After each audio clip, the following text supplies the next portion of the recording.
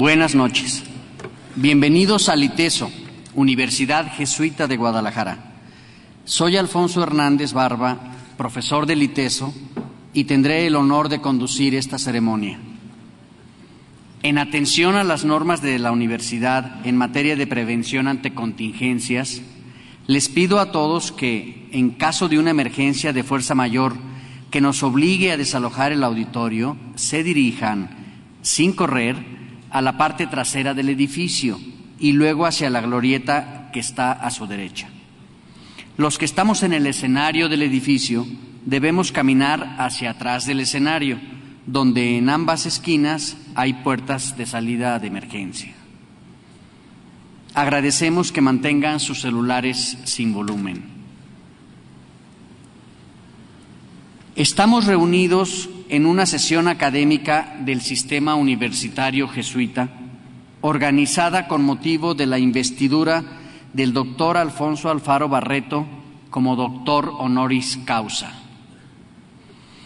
El Sistema Universitario Jesuita, SUJ, está compuesto por instituciones de educación superior e investigación confiadas o asociadas a la provincia mexicana de la Compañía de Jesús, que son atendidas por laicos y jesuitas y comparten las siguientes características comunes: la inspiración cristiana, la misión de la Compañía de Jesús en México, un proyecto educativo común, una misma concepción curricular, agendas comunes de investigación, estilo de gestión académica colegiada y una planeación estratégica como sistema.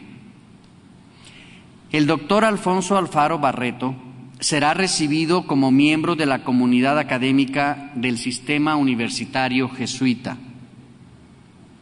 Lo invitamos a que ingrese al claustro académico acompañado de los doctores del ITESO y del SUJ. Permanezcan sentados.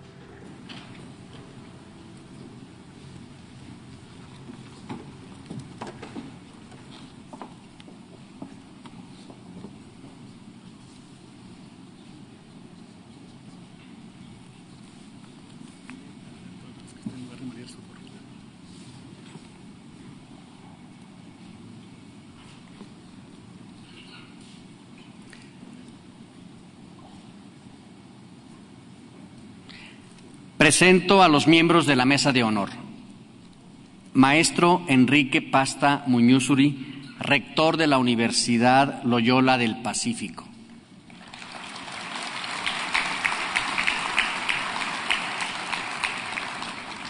Doctor José Morales Orozco, de la Compañía de Jesús, rector de la Universidad Iberoamericana Ciudad de México.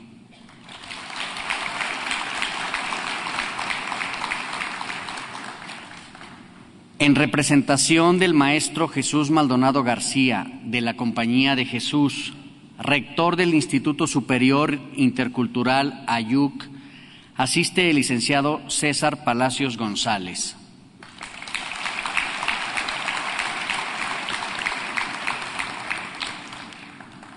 En representación del maestro Gerardo Valenzuela Rodríguez, de la Compañía de Jesús, rector de la Universidad Iberoamericana León, asiste el doctor Alberto Álvarez, director general académico.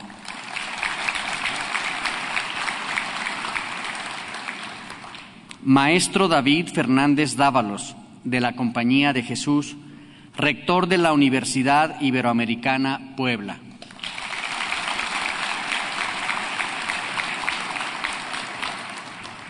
En representación del maestro Alberto Sebastián Serra Martínez, rector de la Universidad Iberoamericana Tijuana, asiste el maestro Eberto Peterson Rodríguez, director general académico.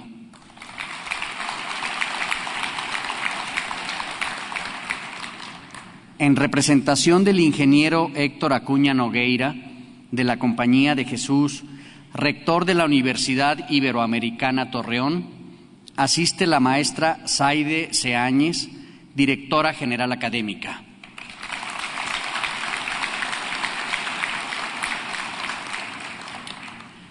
Doctor Juan Luis Orozco, de la Compañía de Jesús, rector del ITESO.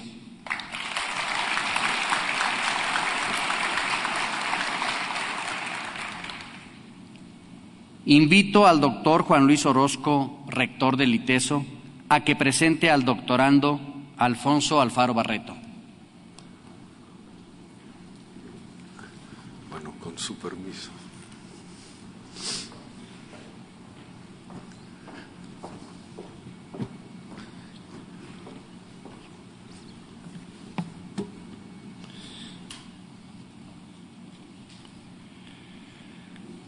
Estimados miembros de la mesa de honor, distinguidos profesores, profesoras que conforman el claustro de doctores del ITESO y del sistema universitario jesuita.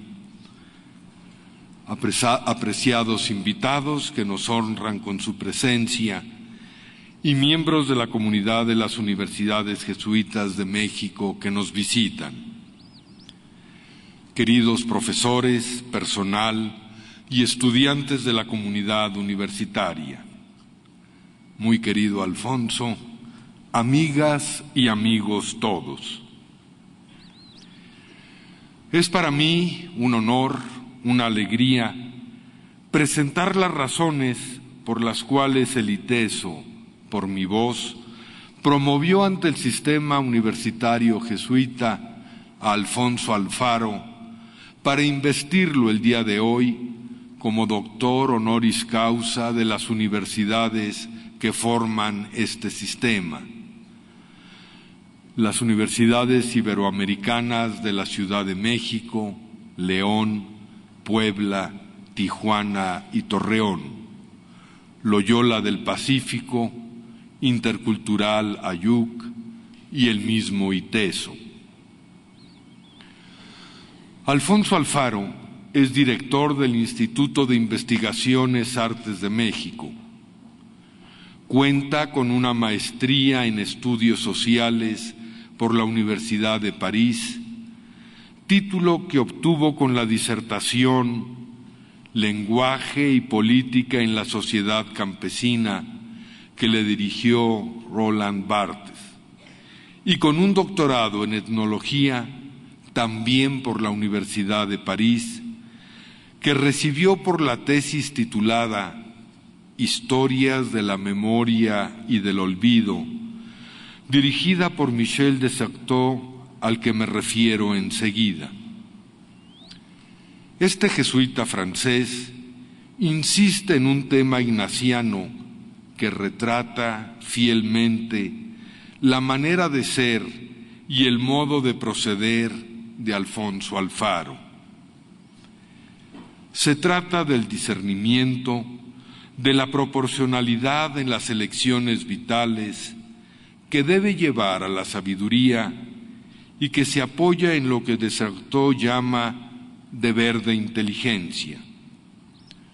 Un deber que practica Alfonso, ya que él no se ha puesto al servicio de ningún prestigio ni de ningún poder, sino que de manera humilde se ha puesto a andar para servir a los demás con generosidad.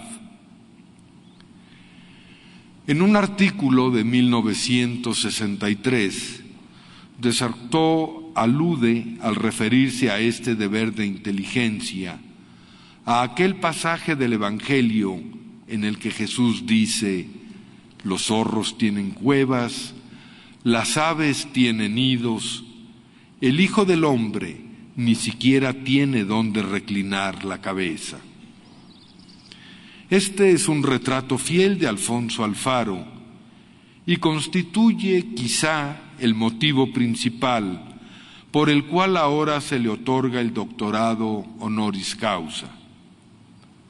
Alfonso es guiado en su trabajo diario y en cada escrito que nos regala por esa inteligencia que no se detiene en ningún lugar y que siempre se encuentra en camino. Es algo ciertamente que desconcierta, porque Alfonso encarna en sí mismo y en sus esfuerzos un territorio sin fronteras que trasciende el espíritu crítico.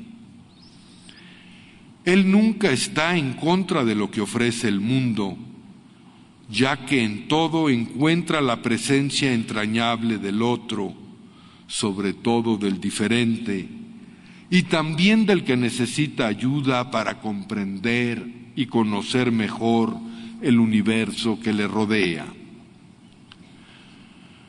Por eso mismo, aunque siempre conserva el tono de quien se refiere a hechos ya conocidos, Alfonso es capaz de ofrecer en todos sus trabajos luces inesperadas y profundidades sublimes. Un ejemplo de ello es el siguiente párrafo, en el que hace una interpretación de los ejercicios espirituales de San Ignacio. La sensibilidad, dice, se convierte en un recurso nodal, cuyo manejo es imprescindible para guiar los procesos vitales.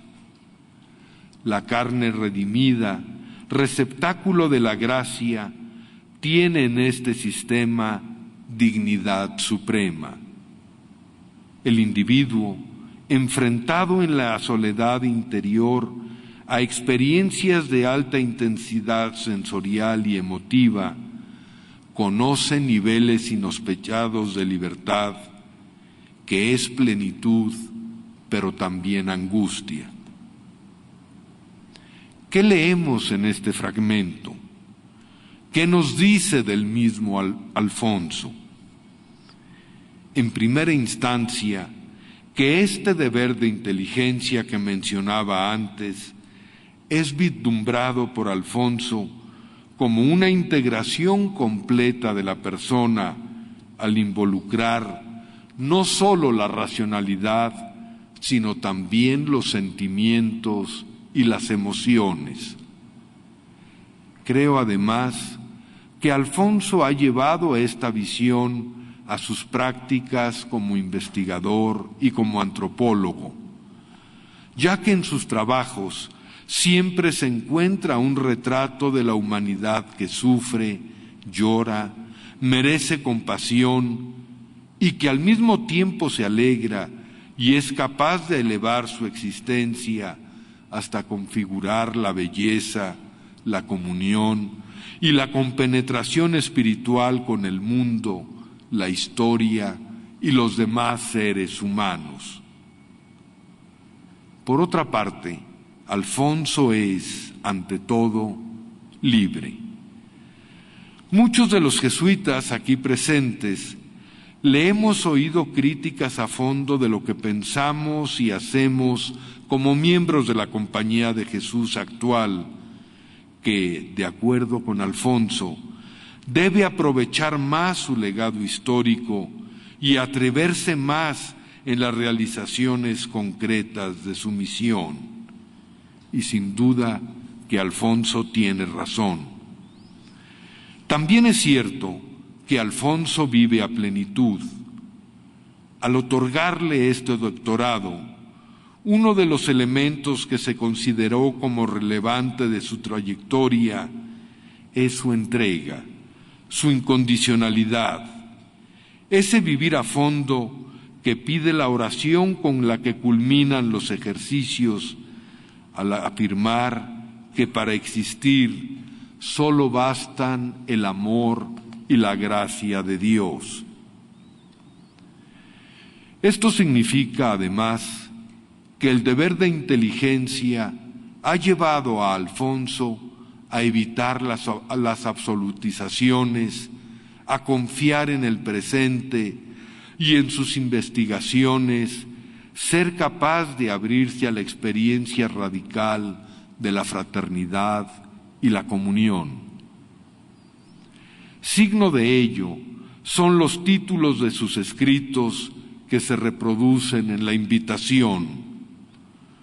No los leo todos, solo rescato esa vivencia del amor que nos inspiran. El amor entendido como una mirada a través de los ojos de nuestro prójimo, para que la memoria de los demás, sus gustos, sus horizontes, los espacios en los que conviven, el lenguaje que utilizan para comunicarse, sean posibilidades para todos, para la convivencia y la comprensión. Alfonso se convierte, por tanto, en los ojos, los oídos, el tacto y el gusto de quienes se encuentra, y por ello nos abre las puertas a los demás. Así es posible afirmar que Alfonso, con sus escritos, nos convierte en prójimos. Además de lo anterior, por supuesto, Alfonso tiene múltiples merecimientos académicos. Creo que basta con que cada uno de ustedes repase su brillante trayectoria en el cuaderno que hemos publicado para esta ocasión y que tienen en sus manos. No me detengo en cada uno de los elementos allí señalados. Solo destaco un aspecto que el padre Arturo Reynoso mencionaba hace unos días en la presentación del número de la revista Artes de México, dedicada a los jesuitas mexicanos que contribuyeron a la formación de la nación.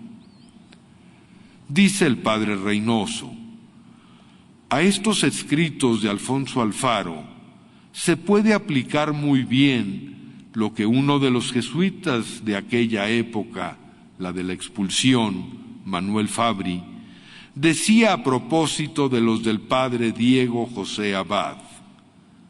Su mayor mérito, decía Manuel Fabri, al escribir fue siempre encauzar todas sus energías y procurar según sus esfuerzos al estilo que llaman ático, esto es, sobrio y adornado con propiedad de palabras, con grandeza de sentimientos, peso de doctrinas y sublimidad de vivas imágenes. No hacen falta más palabras para señalar lo que Alfonso ha logrado en el campo del conocimiento y del saber. Por todo lo anterior, el sistema universitario jesuita ha considerado que Alfonso Alfaro es merecedor del doctorado honoris causa. Sin duda que al otorgar este doctorado, teniendo en cuenta la calidad humana y académica de Alfonso Alfaro, el sistema universitario jesuita se ve honrado al él aceptarlo y recibirlo. Muchas gracias, Alfonso.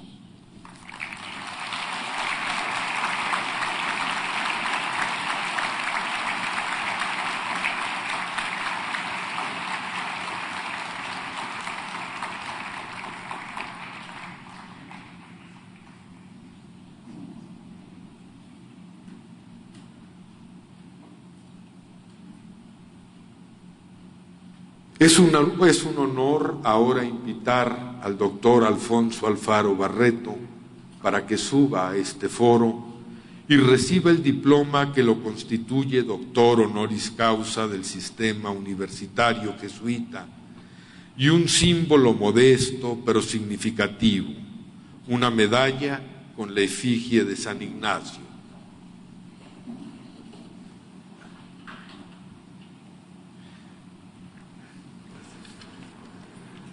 Y ahora doy lectura al diploma por el que se otorga el doctorado al doctor Alfonso Alfaro.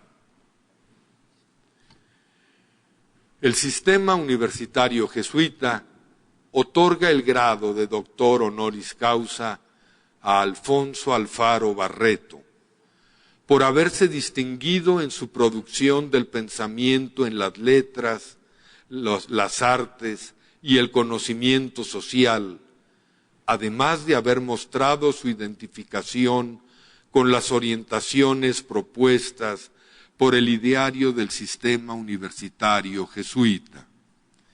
Y firman el doctor Fernando Fernández Font, asistente de la educación de la provincia mexicana de la Compañía de Jesús, el maestro Enrique Pasta, rector de la Universidad Loyola del Pacífico, el doctor José Morales Orozco, rector de la Universidad Iberoamericana Ciudad de México, el maestro Jesús Maldonado García, rector del Instituto Superior Intercultural Ayuc, el maestro Gerardo Valenzuela, rector de la Universidad Iberoamericana León, el maestro David Fernández Dávalos, rector de la Universidad Iberoamericana Puebla, el maestro Sebastián Serra Martínez, rector de la Universidad Iberoamericana Tijuana, el ingeniero Héctor Acuña, rector de la Universidad Iberoamericana Torreón, y el doctor Juan Luis Orozco, rector del ITESO, Universidad Jesuita de Guadalajara. Alfonso, es un honor. Juan Luis, muchísimas gracias. ¿Sabes? Qué increíble. Muchas gracias. También. Muchas gracias.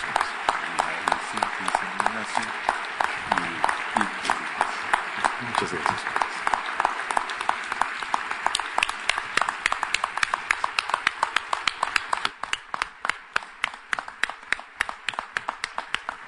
Lo ponemos aquí.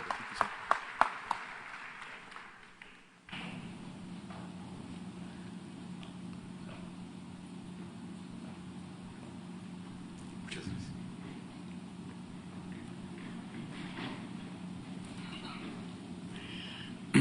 A continuación, escucharemos sonata número 4 para violonchelo y piano de Antonio Vivaldi, interpretada por Isaac Ramírez y Andrés Sarre.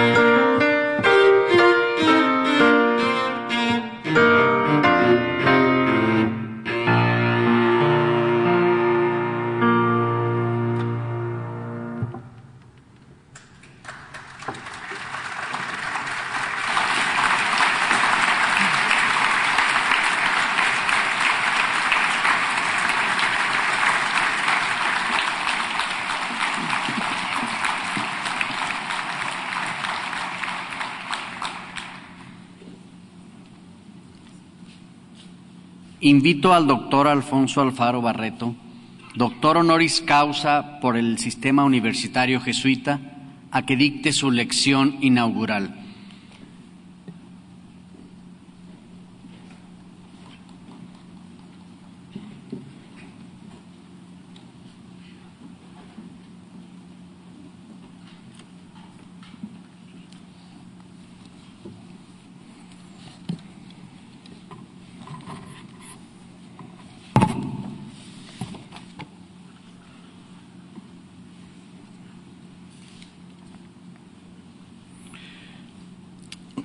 Honorables miembros del Presidio, honorables miembros del claustro de doctores del Sistema Universitario Jesuítico, amigos, amigas, la gracia, como sabemos, es sobreabundante e inesperada. Al que la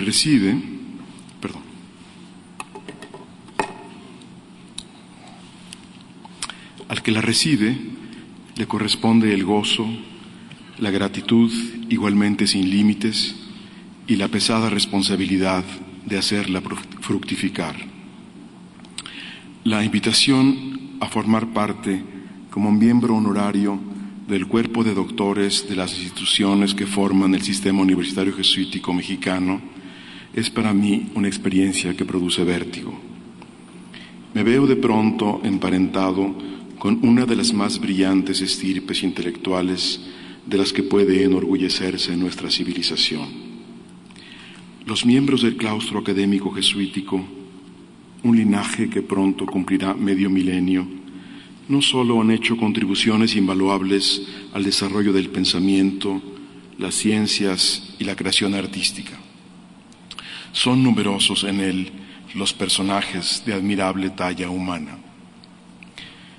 Los valores que representa la tradición académica de la Compañía de Jesús, pasión por el conocimiento, una curiosidad omnívora, osadía intelectual, atención constante al servicio del prójimo, provienen de un sistema donde la fe es concebida como un estímulo y no como un freno a las labores de la inteligencia, puesto que las vías de la razón, como las de la sensibilidad, forman parte de un solo proyecto vital plasmado en el libro de los ejercicios espirituales, donde Loyola alienta a los individuos a escudriñar la naturaleza y contemplar el espectáculo de la creación como medio de acceso a la experiencia espiritual. Por ese motivo, la entrega a las labores de la ciencia, la técnica o las artes es, como el servicio inmediato a las obras de misericordia, un sendero abierto a los territorios del amor trascendente. Como sabemos, la Compañía de Jesús nació en una universidad, en la Sorbona, y surgió precisamente de una experiencia interior, de un compromiso intelectual y de una vibrante pasión humana. La amistad que unió a Loyola, Javier y Fabro, compañeros de aposento en el Colegio Universitario de Santa Bárbara. De estas tres fuentes primeras, la experiencia espiritual, la apertura al conocimiento y la amistad fraterna, brotó el torrente jesuítico, una caridad viva que tuvo como horizonte un orbe nuevo, por primera vez realmente esférico. Desde un punto de vista institucional, la Compañía de Jesús fue la respuesta de la Iglesia a la primera globalización y a la fractura del espacio de la cristiandad latina. La orden fue modelada por ese impulso universalista que convirtió por primera vez al género humano en una sola familia. A su vez, la Compañía llegó a ser un protagonista central de ese proceso de mundialización. Por otra parte, la escisión del espacio religioso europeo parecía poder ser compensada en el ámbito transcontinental. La orden ignaciana volcó hacia sus empresas misioneras una tensa energía que se negaba a considerar como irreparable la ruptura. En ocasiones, el talante de las empresas jesuíticas llegó a estar marcado por un ímpetu difícil de clasificar. El ánimo caballeresco, que es el sello de esa institución nacida en el Renacimiento tardío, es a menudo erróneamente caracterizado como militar. Nada más ajeno a esa institución que pone el desarrollo de la libertad interior de cada sujeto como la piedra angular de su sistema espiritual. El papel de gran relevancia que la Compañía de Jesús desempeñó en la expansión cultural de Occidente entre los siglos XVI y XVIII es una de las razones del interés que despierta la orden en los investigadores de muy diversas disciplinas. Los historiadores y los antropólogos de numerosas ramas, por ejemplo, ya sea que su atención se centre en las grandes civilizaciones como la China o en pequeñas familias humanas como la Cora o la Tarahumara, se encontrarán siempre con fuentes jesuíticas no solo valiosas, sino a menudo decisivas para dar cuenta de todo género de asuntos, desde los relativos a la historia, la lingüística o la economía, hasta la botánica o la etnografía. Los actuales centros universitarios de la Compañía de Jesús son herederos de una institución importantísima en la historia de la pedagogía, el colegio, que en su estructura moderna los jesuitas inventaron a partir de una antigua tradición medieval. El colegio jesuítico le dio al Occidente el primer organismo de investigación y educación capaz de hacer frente y asimilar la realidad de un mundo globalizado. Las nuevas dimensiones de un planeta sin bordes, explorado por los portugueses y castellanos, obligaron a romper los parámetros que operaban en las antiguas universidades de la Edad Media, que después de haber sido tan fecundas, se encontraban constreñidas por los rigores del método escolástico, lo cual les restaba flexibilidad para incorporar la avalancha de experiencias y conocimientos con que las tierras recién descubiertas inundaban la conciencia europea. Al reintroducir de lleno las humanidades en la educación, al conceder una importancia decisiva a la forma de las cosas y no solo a su sustancia, al preocuparse de la formación de la sensibilidad de sus alumnos y no solo en la información que podían recibir en las aulas, al fomentar el desarrollo de la creatividad estética por la vía de la dramaturgia y las capacidades de comunicación a través de la formación retórica, los colegios jesuitas introdujeron una extraordinaria vitalidad en los sistemas pedagógicos europeos y en sus prolongaciones de ultramar como los de nuestra tierra. La educación jesuita supo aprovechar plenamente los grandes dispositivos científicos renacentistas, los gabinetes de curiosidades que los padres convirtieron en joyas como el Museo Kircheriano, los laboratorios de ciencias naturales, donde un hombre de ciencia como Clavio llegó a ser una figura señera de la astronomía y las matemáticas, o las bibliotecas, de las que San Pedro Canicio afirmaba que debían construirse en los colegios antes incluso que las capillas.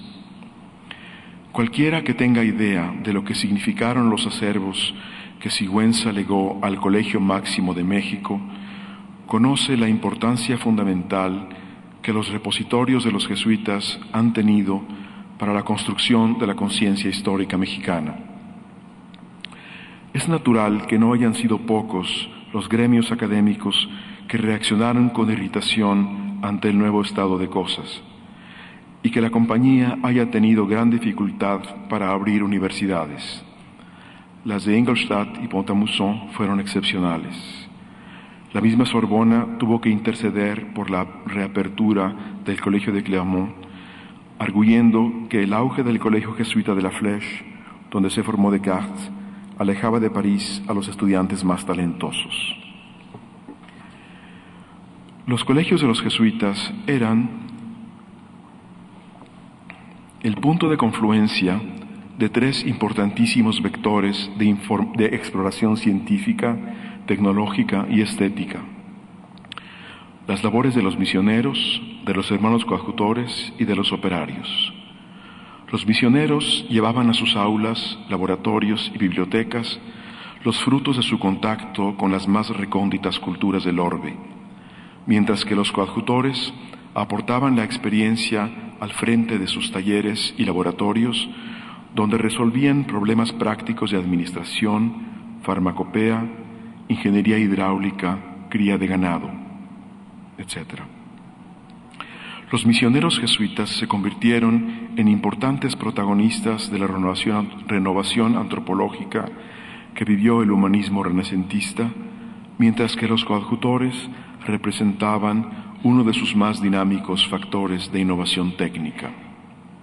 Los sacerdotes operarios, por su parte, ya fuera en las casas profesas o en las misiones populares, utilizaban a fondo el trabajo de arquitectos, artistas plásticos, dramaturgos y escenógrafos para poner en funcionamiento una liturgia grandiosa y refinada, un verdadero instrumento de comunicación que se convirtió en la trama fundamental de la sensibilidad artística de las culturas de México y de muchos otros países. Con estos elementos estéticos se tejieron las redes que ligan todavía a la mayor parte de los grupos familiares, barrios y poblaciones rurales de nuestro país y les permiten construir entre todos el sentimiento de pertenencia a una comunidad nacional. Dado el extraordinario legado cultural que han acumulado a lo largo de los siglos, las universidades jesuitas están llamadas a realizar grandes empresas en los terrenos de las ciencias, las técnicas y las artes, tanto al servicio de las diversas sociedades en que despliegan su actividad a lo largo y ancho del mundo, como de la Iglesia Universal.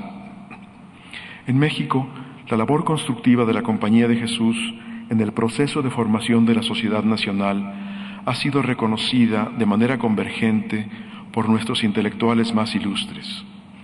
Y el Estado mismo ha tributado a Clavijero, por esa razón, un homenaje como héroe de la patria. Actualmente, la presencia jesuítica en los más variados territorios de nuestra geografía social convierte a la Compañía en uno de los principales testigos de la diversidad cultural de México, que es uno de nuestros mayores y más desconocidos y desaprovechados recursos. La posibilidad de reorientar los lineamientos que nuestro país ha seguido respecto de su capital humano tiene en las instituciones jesuitas dedicadas a la formación universitaria y tecnológica un instrumento precioso. Por otra parte, la gran riqueza de los acervos documentales que la Compañía todavía posee, a pesar de los sucesivos y vandálicos expolios, fracción íntima de los que fueron suyos y que ahora forman a menudo la columna vertebral de tantos fondos de instituciones nacionales o privadas, así como la imponente presencia jesuita en las artes, tanto cultas como populares en nuestro país, le otorgan a la Compañía un papel excepcional en la conservación y aprovechamiento de nuestro patrimonio artístico y científico, uno de los elementos fundamentales para la formación de un espacio cultural integrador. Por lo que respecta a la Iglesia, desde el primer momento, los hijos de Ignacio de Loyola aprendieron que la inmensa libertad interior de que cada uno disfruta y padece como resultado de la experiencia de los ejercicios espirituales puede ser perfectamente compatible con el acendrado sentido de fidelidad a una institución a la que a lo largo de su historia han dado pruebas continuas de amor filial, incluso en las circunstancias más difíciles, como durante los aciagos años de la supresión de la orden por el Papa Clemente XIII y antes de su plena restauración, 4 décadas después, por el Papa Pío VII. Muchas insignes empresas esperan, pues, a la Compañía de Jesús al servicio de una Iglesia que es su horizonte fundamental y su razón de ser. Una Iglesia a la que los grandes sabios jesuitas consideraron en todo momento como el horizonte amoroso de sus vidas y el destinatario primero de sus proezas intelectuales. Este es el linaje al que me aproximo con fascinación y reverencia, y sin temor a la hipérbole que los jesuitas de la generación de Gracián habrían reprobado, pero que hubiera irritado a los discípulos del Padre Islas, quiero manifestar mi desbordante gratitud. Ser convidado al festín filosófico donde tantos anónimos y laboriosos hombres de ciencia y de letras compartieron el empeño y la pasión de Suárez, Petavio, Ricci, Kircher, Clavio, Campoy o Clavijero, no es algo que pueda agradecerse en unas cuantas palabras.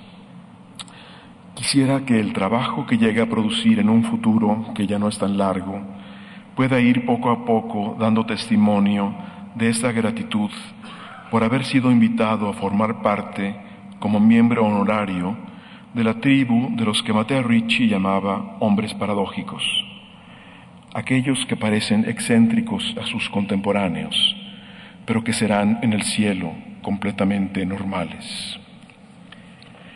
Al expresar a las universidades de la Compañía de Jesús mi agradecimiento, quisiera hacerlo extensivo a las instituciones y personas que han desempeñado un papel fundamental para la realización de mi trabajo.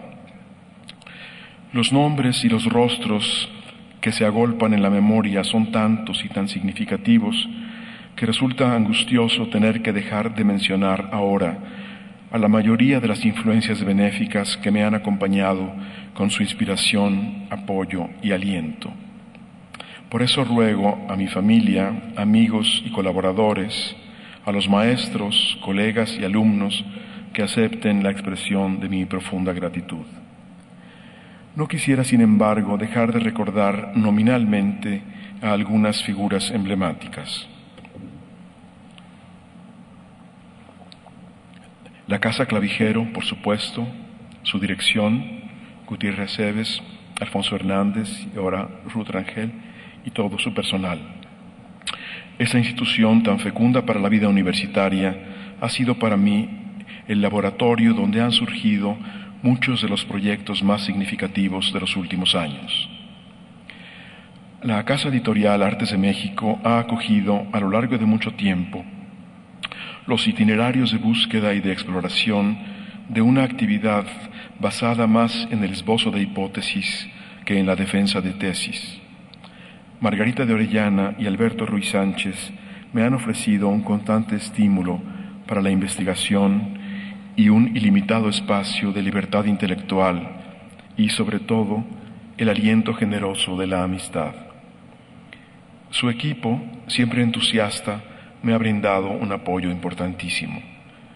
Quisiera, pues, expresar mi gratitud a Gabriela Olmos, su directora, a Teresa Vergara, administradora, y a la pluscuamperfecta Minerva Godínez, asistente y secretaria. José Luis Bermeo ha inspirado y coordinado la serie de publicaciones consagrada a los jesuitas y ha construido una serie de espacios privilegiados para el más apasionante diálogo intelectual y para el más profundo encuentro humano. Al lado de José Luis José Guerrero, cuya calidez, empeño y tenacidad han permitido superar tantas barreras que parecían infranqueables. Cuando quise agradecer nominalmente a los jesuitas de la provincia mexicana, cuyo apoyo ha sido significativo a lo largo de mi vida, me di cuenta de que hubiera debido consultar muchos catálogos del archivo de la curia para establecer una lista que hiciera justicia, y que antes de llegar a la letra C, se habrían agotado los minutos de que dispongo para esta alocución. Por eso no puedo más que incluirlos a todos en una sola mención, llena de ese afecto cordial que siempre he admirado en Loyola, Javier y Fabro. Apenas he enunciado mi propósito de no mencionar a ningún jesuita, debo renegar de él para agradecer a Arturo Reynoso, cuyo gran talento y generosidad intelectual a lo largo de estos últimos años de trabajo, codo con codo, han sido determinantes. No he sabido todavía cómo se fraguó el complot que me trajo hasta aquí, aunque empiezo a tener mis sospechas. A sus discretos, diligentes y sobre todo generosísimos artífices, la expresión de mi asombro y mi conmovida gratitud. La amistad puede hacer surgir espacios de excepción habitados por el espíritu. Quiero agradecer a Pita Silva y a Pinky y Gilberto Charpenel por ese don. Espero que María Palomar, condición sine qua non de estos trabajos, me disculpe por hacer una breve mención de una presencia que rebasa el horizonte de las páginas y de los libros. Quisiera, antes de adentrarme en los espesos párrafos de mi disertación, evocar la figura decisiva y entrañable de Mari Carmen Castro, cuya ausencia esta noche estoy seguro de no ser el único en extrañar profundamente.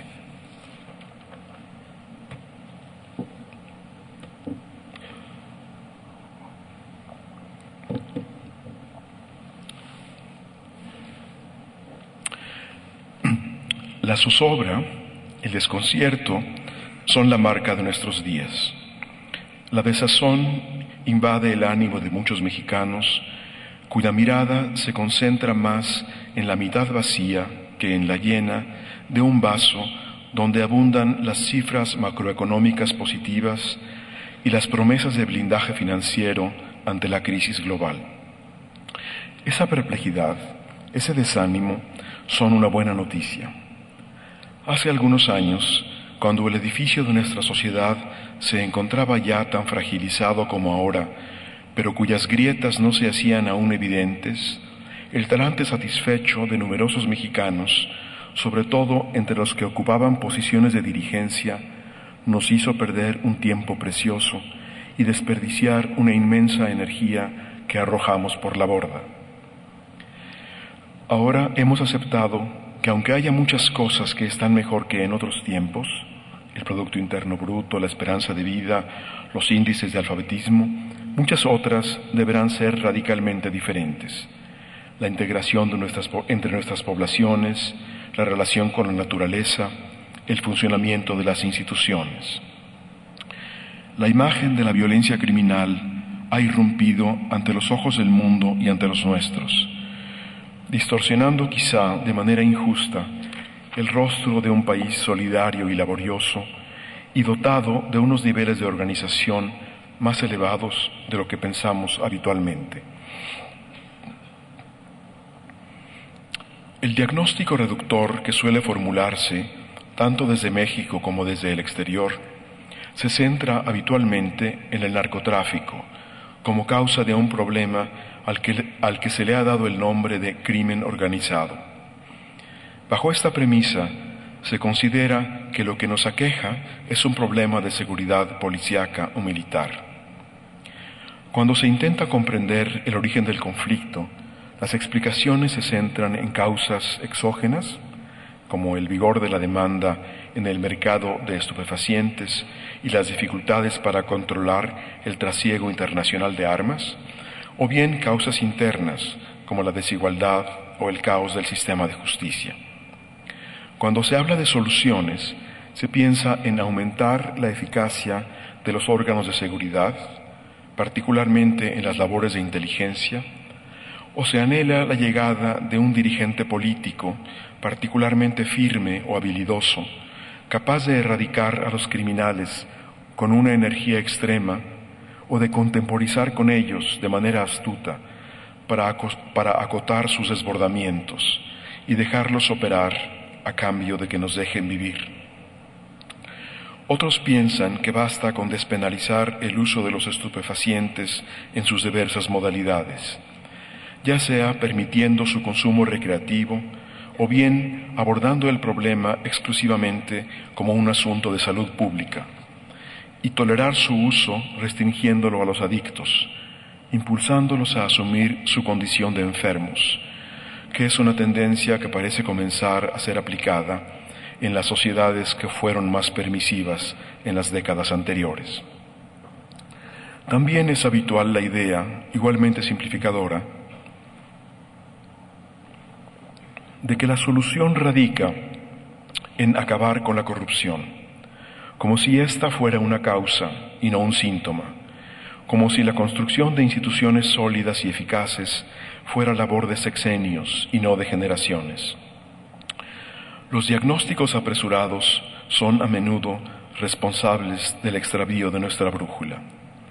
Mi pregunta es, si algunos países del Mediterráneo, tanto oriental como occidental, representan frente al mercado europeo de estupefacientes un papel semejante al de México respecto del mismo problema en América del Norte, ¿por qué el nivel de nuestra crisis es incomparablemente mayor que el suyo en este respecto?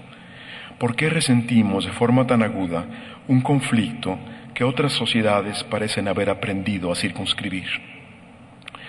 Quisiera hoy enfocar la mirada hacia un ángulo distinto y, sin soslayar la importancia de los factores llamados narcotráfico y crimen organizado, considerar algunas circunstancias que son su condición de posibilidad. Hacer un esfuerzo por analizar el suelo húmedo y receptivo donde brotaron estas plantas aciagas. Observar esta sociedad cuyos nutrientes convirtieron a la violencia en la incontrolable plaga que nos invade. Tal vez, si nos ocupamos del suelo al mismo tiempo que de las plantas, podamos vislumbrar alguna solución que, por otra parte, no podemos esperar sino a un plazo no inmediato. Lo que tardó varias décadas en germinar y cubrir un inmenso campo de labranza no podrá erradicarse con unos cuantos golpes de azadón, aunque fueran sumamente contundentes.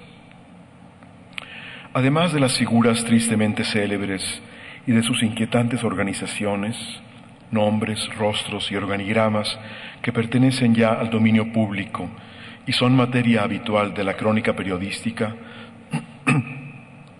hay millones de mexicanos que gravitan en torno a esa economía paralela que ha dado origen a un entramado marginal con una cultura propia, cuyos signos, a veces dotados de un sorprendente vigor estético, van rápidamente transminándose hacia la sociedad toda y contaminando los sectores más insospechados. ¿Cómo llegamos hasta aquí? ¿Qué humus social tan fértil ha alimentado unas plantas cuya exuberancia nos ahoga? ¿Hay alguna manera de reorganizar nuestra vida económica y social para evitar que esas amenazas dejen de estar en el centro de nuestras preocupaciones? ¿Es posible construir un país distinto? La sociedad mexicana ha conocido periodos más aciagos.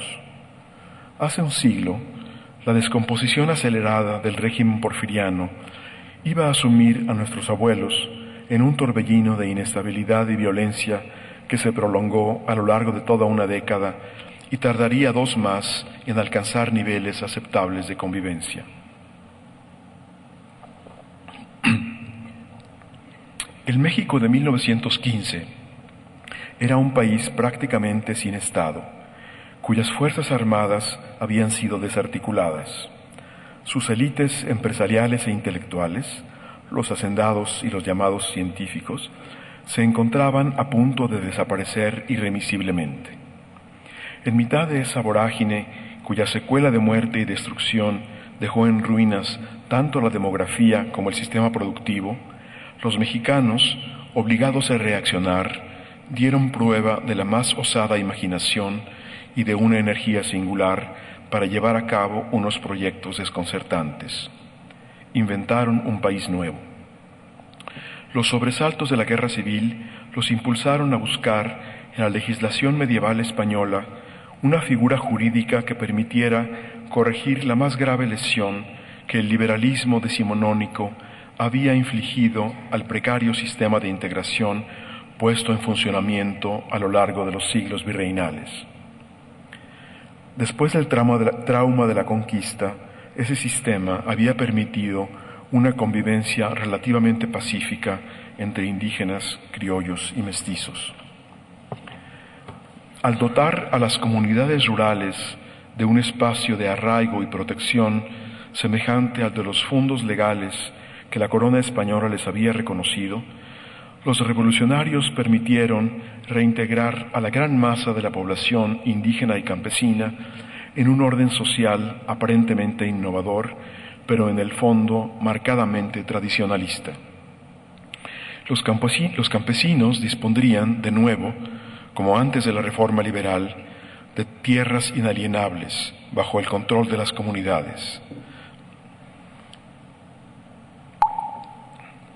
El viejo equilibrio diseñado en el virreinato, cuya ruptura en el siglo XIX había sido uno de los factores que desencadenaron la revolución, había sido restablecido. Su precariedad, sus disfunciones, su improductividad pasaban a segundo término, puesto que el sistema ejidal ofrecía de nuevo a las familias campesinas techo y un poco de maíz seguros a lo largo del año.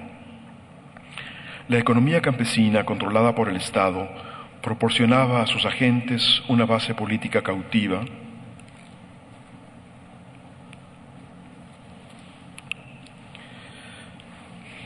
pero otorgaba a los ejidatarios un sistema de arraigo, seguridad y protección, bienes indispensables en un país de instituciones tan débiles. La implementación de este modelo fue lenta y laboriosa y causó innumerables daños ecológicos, patrimoniales y económicos, e incluso pérdidas humanas, y aceleró la desaparición de la élite terrateniente del país. Pero una nueva clase empresarial, joven y variopinta, surgió de los escombros de lo que no había logrado renovar la llamada aristocracia porfiriana, por otra parte bastante reciente, enriquecida con frecuencia con la desamortización de los bienes eclesiásticos. Los empresarios que llegaron a reemplazar a los hacendados fueron industriales y comerciantes, mexicanos y extranjeros. La antigua élite terrateniente se fue fundiendo lentamente con ellos hasta disolverse en la nueva dirigencia social que habría de inventar y definir el nuevo rumbo del país. México quedó así escindido en varias economías distintas, aunque interconectadas. Una industrial y comerciante en manos fundamentalmente de la iniciativa privada, ajena, salvo excepciones regionales, al mundo rural, y un espacio estatizado que controlaba simultáneamente tanto los recursos en hidrocarburos como a un mundo campesino que proporcionaba al régimen una decisiva base de apoyo, aunque su dinamismo económico fuera particularmente exiguo. En 1921, la conmemoración del centenario de la consumación de la independencia permitió dar un paso adelante y proponer, además del rumbo económico y político esbozado por los constituyentes, un marco simbólico y un sistema de comunicación capaces de vincular a las poblaciones mexicanas entre sí y con el mundo, fundamento también de un proyecto de reconciliación nacional que iría cicatrizando las heridas de más de un siglo de enfrentamientos ideológicos. Obregón y Vasconcelos dotaron a México en 1921 de un modelo cultural que aprovechaba las herencias prehispánica y europea, adaptándolas a las tendencias predominantes en una generación marcada al mismo tiempo por la Revolución Rusa y el horizonte industrial estadounidense. El signo emblemático de este proyecto cultural del Estado mexicano fue el muralismo, al que acompañaban las misiones culturales y las campañas de alfabetización. Con esta corriente, los artistas recuperaron la tradición de los frailes renacentistas y de los jesuitas tridentinos, y utilizaron los muros de los palacios de la nación para contar al pueblo mexicano y al mundo, a los intelectuales y los analfabetas, una historia de la salvación igualmente exaltante que la religiosa, pero ahora estructurada en clave patriótica. Donde los frailes habían pintado demonios, los muralistas pusieron frailes, y los ángeles de los lienzos virreinales fueron sustituidos por las masas populares, obreras y campesinas. El arte del nacionalismo revolucionario amplificaba sus ondas de expansión a través de un sistema educativo y un cine que llevaban su mensaje de integración nacional en torno al Estado hasta los últimos rincones del país. Los mexicanos disponían, pues, de nuevo, de un proyecto común en el que casi todos cabían. Los excluidos del festín cultural estatista, los refractarios al arte populista, no eran, sin embargo, expulsados o perseguidos. Los artistas e intelectuales que habían decidido mantenerse en posiciones marginales pudieron seguir buscando, proponiendo, construyendo, aunque sin gozar de los ubérrimos beneficios que el Estado destinaba a sus simpatizantes ideológicos. Así pudo, por ejemplo, Barragán desarrollar una obra intimista y espiritual en una época de militancias vehementes. Así pudieron Efraín González Luna y Manuel Gómez Morín dedicarse con ejemplar paciencia a sentar las bases de una cultura política democrática. Además del muralismo, el programa cultural de la Revolución Triunfante nos dejó una Secretaría de Educación Pública y una universidad en pleno funcionamiento que había de alcanzar su autonomía con Gómez Morín. A pesar de su talante enfático y en ocasiones beligerante, el Estado mexicano, posterior a los arreglos de 1929, distaba mucho de ser totalitario, y después de esa fecha, el dinamismo cultural del país propició una fecunda interacción entre los representantes de muy diversas tendencias ideológicas. Esta fue la condición de posibilidad de un arte y un pensamiento de gran riqueza y vitalidad, enraizados tanto en la tradición como en las bases sociales de la época y tan abierto al mundo exterior como al futuro. El México de Jean Charlot, de Rivera y Siqueiros era al mismo tiempo el de Barragán, Zárraga, Covarrubias o Alfonso Reyes. Así pues, en el modelo social de la Revolución, la fuerza de trabajo indígena y campesina pudo reintegrarse en el proyecto nacional de donde había sido expulsada por los liberales de la Reforma y adquirir un mínimo de influencia en el espacio político a través del sistema clientelar que la controlaba. Su visibilidad en el espacio simbólico era, por el contrario, abrumadora.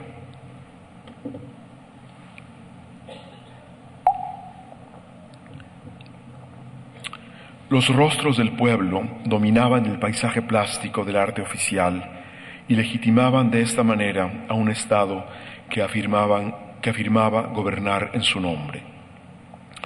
El nacionalismo revolucionario proporcionaba un polo de cohesión ideológica y un rumbo geopolítico que permitían incluir en los márgenes del proyecto común encabezado por el Estado a las disidencias no beligerantes.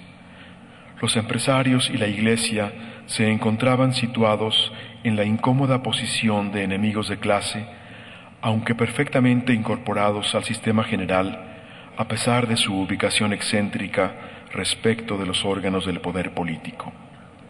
Este modelo, que integraba simultáneamente en una sola matriz los espacios de la economía y de la política, de la organización social y de la cultura, y que había sido bosquejado entre 1915 y 1921, aunque fue poniéndose en funcionamiento poco a poco, fue la clave de la reconciliación entre los combatientes de la guerra civil y propició unas décadas de estabilidad dignas de ser señaladas en un país con una vida social y política marcada por los espasmos.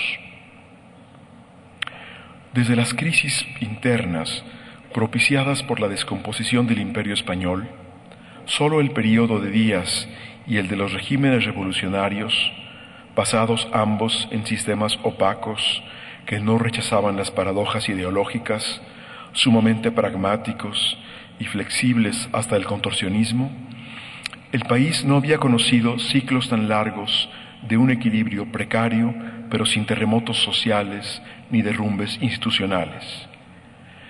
Emprendido con urgencia para reconciliar consigo misma a una nación desgarrada y diseñado para dar respuesta a las necesidades de un país rural e ideológicamente polarizado, el modelo fue dejando de ser funcional en una sociedad crecientemente alfabetizada, cada vez más urbana e industrial.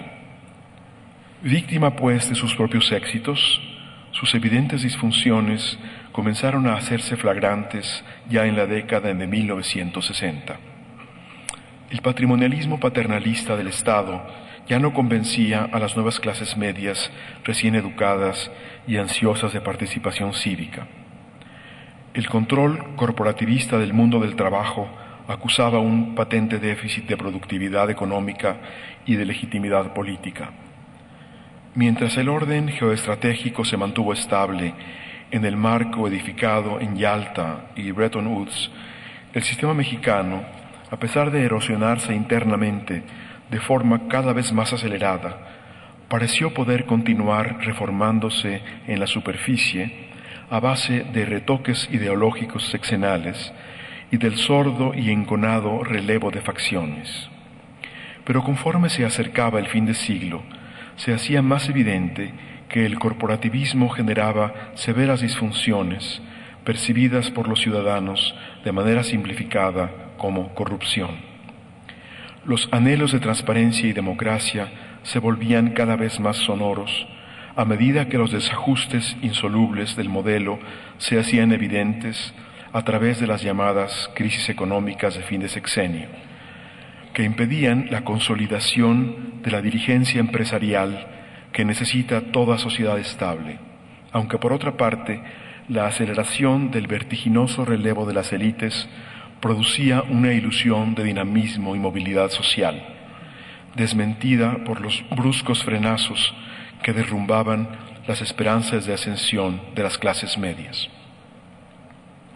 Cuando ya próximo el fin de milenio se hizo patente que era necesario reformular por completo el modelo social y político fraguado en los años 20 y que gracias a su versatilidad había sido aplicado con éxito durante medio siglo, nuestras generaciones no dieron muestra de la misma imaginación y osadía que había caracterizado a los mexicanos de la posrevolución.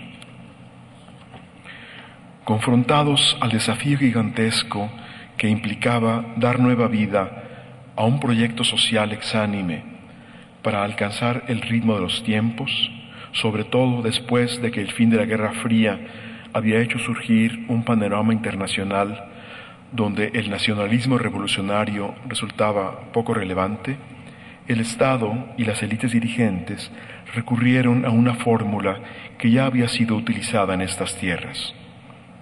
En el siglo XVIII, para hacer frente a un dilema semejante, después de décadas de intentos para revigorizar el exhausto sistema imperial, Carlos III había impulsado de manera acelerada y autoritaria, y recurriendo incluso a la violencia, unas reformas que fueron mucho más allá de las que su padre Felipe V y su hermano Fernando VI habían emprendido desde el relevo de la dinastía.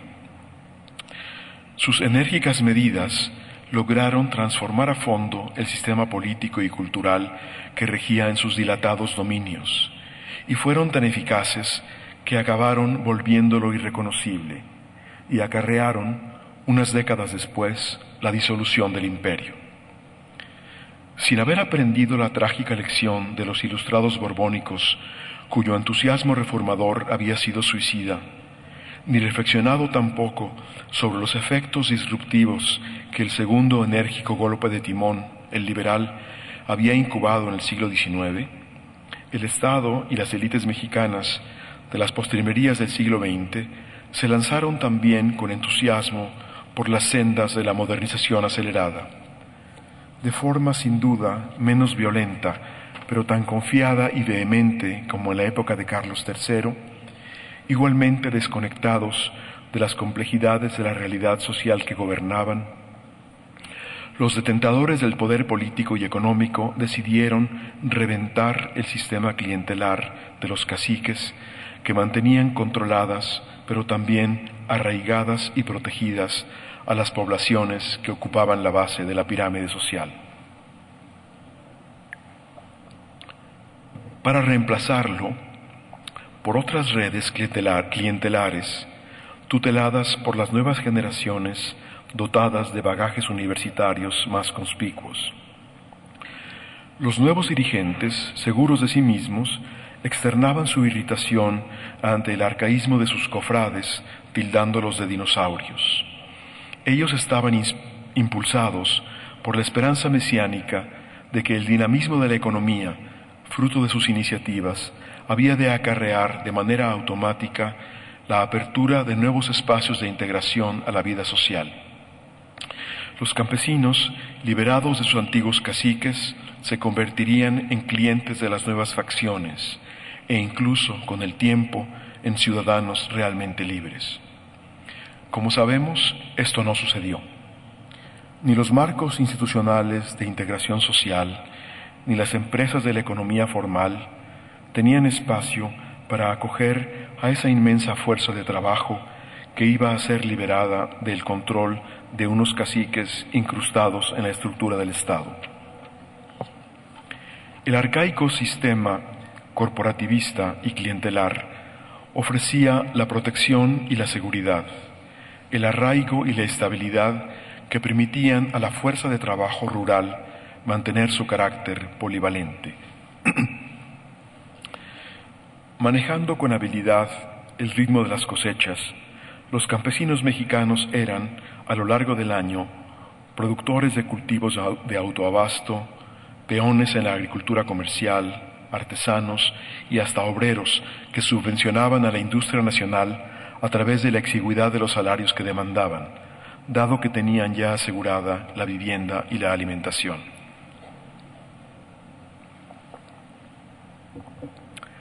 Desarticuladas las redes de la economía estatizada y de los caciques tradicionales, y dado que la moderna agricultura comercial demandaba mucho menos brazos, a la mayoría de las poblaciones rurales se le ofrecieron dos posibilidades efectivas: la emigración o la industria maquiladora. En el primer caso, el país perdió a las capas superiores de esa fuerza de trabajo, las más emprendedoras, las más adaptables, las más creativas. En el segundo, se canalizó hacia la competencia internacional por los más bajos niveles de remuneración a unos cerebros y unas manos que hubieran debido orientarse a través de un gran impulso educativo de carácter nacional hacia las actividades técnicas de alto valor agregado. En lugar de canalizar nuestra fuerza de trabajo rural hacia la agricultura de alto rendimiento o hacia las artes aplicadas capaces de competir en el mercado internacional de las manufacturas de lujo o de alta precisión, como hacen Marruecos, la India o los países desarrollados, desperdiciamos sus habilidades en la mecanización primaria de las maquiladoras o la mantuvimos arrinconada en el espacio populista del folclore y desmantelamos así, en unos cuantos años, una capacidad productiva que había tardado milenios en formarse.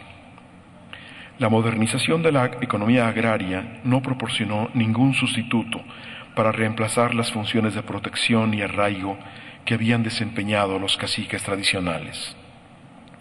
Las tensiones en la cúspide del poder impidieron el funcionamiento de las redes clientelares previstas. Dado que nuestras incipientes instituciones no eran capaces de desempeñar con eficacia neutral sus funciones, las recomendaciones, las palancas y sobre todo la protección de las arbitrariedades seguían siendo necesarias. Por otra parte, los sistemas de arraigo y protección que las empresas tradicionales mexicanas habían comenzado a poner en pie se vieron afectadas por las crisis económicas sexenales. Las empresas no pudieron ofrecer fórmulas de arraigo de largo plazo como las que habían caracterizado a la empresa japonesa en sus ciclos de bonanza y que estaban en sintonía con un sector del empresariado mexicano particularmente pujante en los años áureos de la industria regiomontana. Los desarraigados, perplejos, buscaron los apoyos que ya no podían ofrecerles sus pequeños líderes destronados, que habían formado parte de una cadena de poder que llegaba hasta la cúspide misma del Estado. Algunos los encontraron en las asociaciones clientelares de los llamados partidos políticos. Las organizaciones del comercio informal acogieron a muchos de ellos, que se vieron a veces, sin ningún conflicto ideológico, convertidos en huestes de organismos distintos de los que siempre los habían cobijado.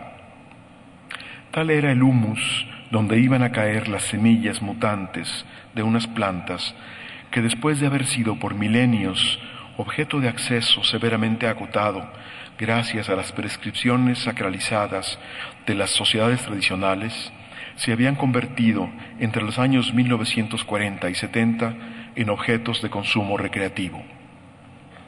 Las sociedades habían convivido secularmente con las drogas sin ser destruidas por ellas, porque habían elevado para su manejo una serie de sólidas barreras de carácter sagrado que las volvían controlables. Una dramática mutación cultural, que no tenemos tiempo de analizar aquí, había arrancado esas sustancias de sus arcanos refugios sagrados para ponerlas al alcance de las masas de consumidores, particularmente entre los jóvenes. Desde los albores de la humanidad, las drogas habían sido cuchillos de doble filo, que, provistos de mango y funda, se encerraban en arcones cuyas llaves eran controladas severamente por los usos y costumbres sacralizados, y se abrían solo en circunstancias particulares bajo la rigurosa vigilancia de toda la comunidad. Despojadas de sus salvaguardas sacras, esas dagas, reducidas al estado de hojas afiladas, sin empuñadura, ni vaina, ni cofre, se convirtieron en los juguetes letales que han diezmado a las juventudes de los países prósperos y comienzan a ejercer su maléfico influjo en todos los continentes. La tragedia para nuestro país consistió en una sincronía. En el momento en que el mercado internacional de los estupefacientes alcanzaba su velocidad de crucero, nuestra economía se encontraba debilitada por las crisis sexenales, expresión de las disfunciones del sistema y no solo atribuibles a torpezas coyunturales. Y nuestra dirigencia social se hallaba fragilizada por los repetidos terremotos que habían sacudido a las élites empresariales, que no supieron oponer un dique consistente a la penetración capilar de las inversiones de origen dudoso que comenzaron a impregnar nuestra economía. En esas condiciones, el país se había lanzado a desmantelar irreflexivamente las redes de arraigo y control, que todos estaban de acuerdo en calificar de arcaicas, corruptas e ineficientes, pero sin proponer ningún dispositivo eficaz de reemplazo. En este vacío está, para mí, la clave del problema. Las redes clientelares de integración y apoyo de las organizaciones criminales estuvieron ahí para ofrecer no solo riquezas inverosímiles, sino ante todo el marco de integración comunitaria, el arraigo, la protección y el sentido de pertenencia que el Estado corporativista había proporcionado a lo largo de décadas y que nuestras endebles instituciones estaban incapacitadas para garantizar. Mientras haya en este país poblaciones necesitadas no solo de trabajo, sino también de arraigo, sentido de pertenencia y protección, y la economía formal y las instituciones no sean capaces de ofrecérselas, habrá personalidades carismáticas y tribus que ocuparán esas funciones desde los márgenes de la demagogia, la ilegalidad o el crimen. Los mayores desafíos no provienen, pues, de los complejos organigramas del llamado crimen organizado, sino de sus atomizadas bases, del crimen desorganizado pero integrado de manera flexible en esta nueva sociedad paralela. La consolidación de unas instituciones es, pues, tarea fundamental, pero también la reorientación de la vida productiva hacia actividades que contemplen como un indicador ineludible del éxito empresarial la contribución de cada negocio redituable a la consolidación de la base social. Desde esta perspectiva, una inversión sana es aquella que comprende que el verdadero éxito empresarial a largo plazo no puede desvincularse de la construcción de la estabilidad y prosperidad de su fuerza de trabajo. La precipitada modernización, victoria pírrica, que México llevó a cabo, fue posible por la debilidad de algunas élites empresariales que la secundaron con entusiasmo, sin ser conscientes de sus implicaciones, y también porque la más firme oposición a ese proceso surgió de algunos movimientos sociales tan influidos por las corrientes multiculturalistas que consideraron que se trataba de una ofensiva orientada directamente contra los intereses de las comunidades indígenas, cuando en realidad sus alcances eran mucho mayores, puesto que afectaban a todas las poblaciones campesinas de México, independientemente de su adscripción étnica o su lenguaje, y que incluso concernía a los demás estratos, aun a los urbanos, en la medida en que se encontraban acogidos al sistema corporativista del partido oficial.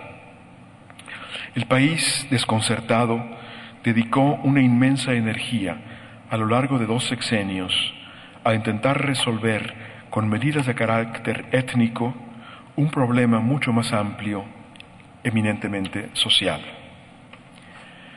Para reflexionar sobre las vicisitudes del sistema que se deshace en nuestras manos, me remonté al principio de esta conversación al momento en que fue construido. Sus armazones económica y política siguen en pie, pero como hemos visto, su vertiente social no está intacta. Una parte substancial del corporativismo estatista fue desmantelada desde el Estado mismo. Por otra parte, sus indispensables componentes culturales envejecieron y fueron aquejados en 1968 de unas agudas fiebres que los dejaron paralíticos. Es fascinante que desde hace 4 décadas seguimos comportándonos como si no nos diéramos cuenta de esa postración. El nacionalismo revolucionario de los años 20, con sus iconos Rivera y Kahlo, sigue oficialmente en vigor, y esto a pesar incluso de la llamada transición política. El partido que aspiraba a encabezar un nuevo régimen no parece haber concedido ningún interés a la construcción de un nuevo sistema de comunicación con el país y con el mundo, y continuó sirviéndose del que le habían legado los regímenes revolucionarios, a pesar de haberlo recibido ya en estado vegetativo. Hoy, las voces desgarradas que surgen de las entrañas de muchos mexicanos se expresan a través de unos corridos que no son ya los de la revolución. Las tareas son apremiantes y demandan una energía descomunal. Quise comenzar con la referencia a las generaciones posrevolucionarias para mostrar que es posible, con grandes dosis de imaginación y empeño, hacer frente a una situación aparentemente inextricable y reconfigurar una sociedad sin que sea necesario recurrir a las ideologías utópicas.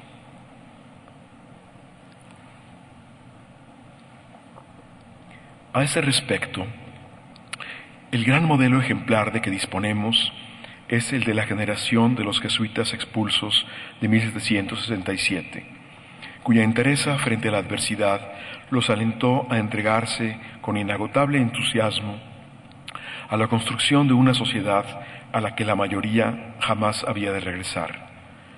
Los jesuitas no sabían que sus contribuciones iban a ser aprovechadas para edificar una sociedad nacional. Las perspectivas políticas estaban fuera de su horizonte. Ellos se dedicaron a tejer los lazos fundamentales de una sociedad y para eso se concentraron en dotarla de un imaginario cultural común capaz de dar origen a un sentido de pertenencia, en construir una memoria integradora y en armar unas redes simbólicas y afectivas capaces de resistir las sacudidas de la historia.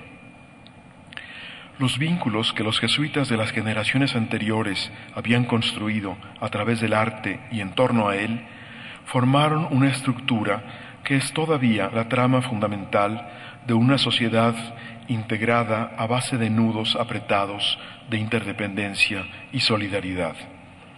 Esas redes son flexibles y difusas, son familiares, barriales, de compadrazgo, de afinidades. Se encuentran frecuentemente dotadas de una dimensión sacra y se tejieron sobre los antiguos entramados de los gremios y las cofradías, que a su vez se armaron sobre nexos tan antiguos como los del Calpulli, y son la armazón que mantiene unido a este país. Invisibles para la macroeconomía y para la estadística, cuando caen en la órbita de la economía paralela, dan a la criminalidad un poder incontrolable. pero cuando resisten y permanecen integradas dentro de los márgenes sanos de nuestra sociedad, constituyen uno de nuestros mejores instrumentos de regeneración.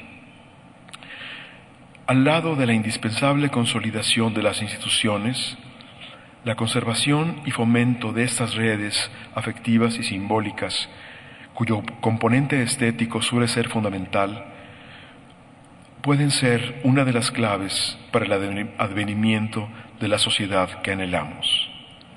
Tenemos pues ante nosotros a dos generaciones de mexicanos que frente a la adversidad y al agotamiento de un modelo social inventan, proponen, construyen.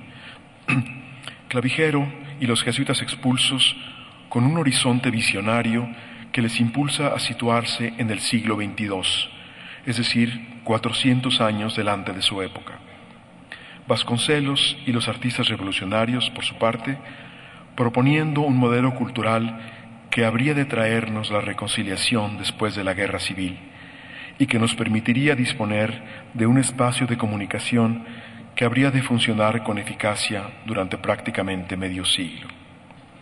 Los jesuitas, desconectados por completo de la coyuntura política, nos legan los pétreos cimientos de una sociedad, el nombre de México y un horizonte de referencias que nos permiten todavía situarnos en el mundo. Los segundos, los hijos de la Revolución de 1910, confrontados a la urgencia, participaron en la construcción de un modelo inmediatamente aplicable, pero cuya obsolescencia llegaría con cierta rapidez unas cuantas décadas después. El hecho de que no hayamos podido renovarlo o reemplazarlo a tiempo no es su responsabilidad, sino la nuestra. En estos años recientes, en que el país intentó hacer frente al peso de las cifras que nos obligaron a reflexionar sobre lo que habíamos experimentado en los últimos 100 y 200 años, los análisis sobre el centenario de la Revolución y el bicentenario de la guerra del inicio de la Guerra de Independencia fueron un ejercicio obligado para todos. Esos dos procesos capitales, la independencia y la revolución, han sido abordados aquí desde la perspectiva de los legados propositivos de algunas de sus figuras señeras. Visto desde este ángulo y desde el horizonte de toda una sociedad, Clavijero puede ser, sin lugar a dudas, en compañía de sus hermanos jesuitas, la gran figura constructiva del primero de estos ciclos, el de la emancipación, mientras que en el segundo de ellos, el revolucionario, Vasconcelos puede ser también una figura sumamente inspiradora. Uno y otro nos ofrecen ejemplos de lo que el país necesita. Conocimiento profundo de esta tierra y del mundo, imaginación, entereza, osadía. Una de las mayores desgracias de la modernización de Carlos III fue que interrumpió algunos procesos capitales que estaban en marcha y que más de 2 siglos después permanecen aún como tareas inconclusas. La reconciliación en el espacio de nuestra cultura entre la razón y la fe. La construcción de una dirigencia social donde interactúen sin crispación el mundo de la innovación empresarial y el de la innovación intelectual.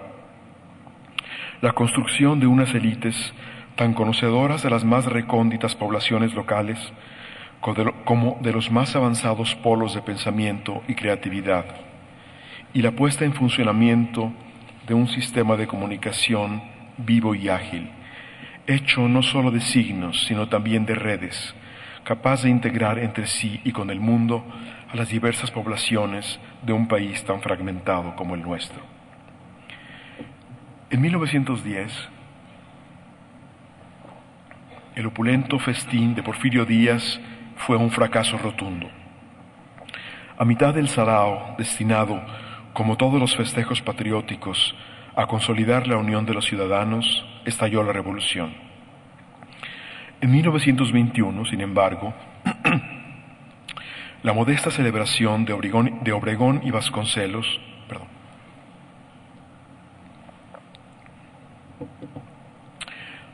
nos legó un proyecto con el que pudimos vivir durante medio siglo. Estas reflexiones han sido formuladas con el propósito de representar una contribución a esa cita ineludible que tendrá el país consigo mismo en el año de 2021, con la esperanza de que en ese momento una celebración, tal vez gozosa, tal vez sobria, pero gozosa y propositiva, les permita a los mexicanos de entonces tener ya en marcha, o por lo menos comenzar a bosquejar el proyecto que nuestra generación no pudo ofrecerles en 2010. Un modelo destinado, como todos, a caducar, pero que vaya construyendo un país con instituciones consolidadas, un horizonte de coordinación para nuestras poblaciones tan disparejas, un espacio político donde los entramados clientelares vayan cediendo el paso a la participación ciudadana, un país con un sector empresarial renovado y consolidado, con una concepción distinta de la productividad y que pueda asumir las funciones de dirigencia social que le corresponden y que ha abandonado en manos de la llamada clase política. Una sociedad que mantenga y revitalice sus ancestrales redes de solidaridad y afecto, pero que requiera cada vez menos de liderazgos y carismas, y donde esas redes puedan ser rescatadas de las manos de los que ahora las desvirtúan. Una sociedad que haya comprendido que será verdaderamente próspera el día que acepte, como Clavijero y los jesuitas expulsos no dejan de recordarnos, que su principal cometido es propiciar el despliegue de la inmensa energía que se acumula vibrante en su desarticulada fuerza de trabajo. Muchas gracias.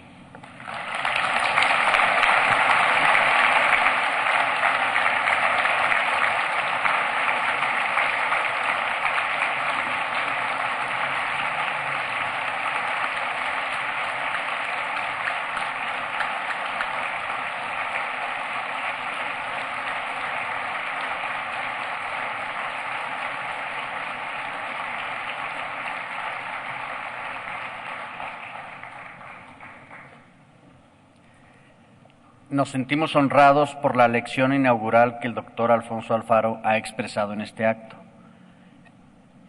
Agradecemos a todos ustedes el que nos hayan acompañado en esta ceremonia.